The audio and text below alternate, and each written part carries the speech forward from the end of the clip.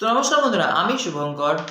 আমি পম্পা। কল্পতরু ব্লগের পক্ষ থেকে অনেক অনেক শুভেচ্ছা, আন্তরিক শুভেচ্ছা মকর সংক্রান্তি। যদিও এটা সকালে বলা উচিত ছিল, কিন্তু বলতে পারিনি, কারণ কিছু ব্যক্তিগত সমস্যা ছিল। মানে আমার মনটা একটু খারাপ ছিল কাল থেকে, তো সেই জন্য আমি আসলে আসিনি। তো দেখতেই পাচ্ছেন আমি এখনই আসছি অফিস থেকে, আমি ক্যামেরার সামনে আসিনি। তো আমার সকালবেলা স্নান টান করে পুজো টুজো করে ঘরে রান্না বান্না করে তারপরে একটু মানে ঘরে ছিলাম, যদি কোথাও বেরোয়নি।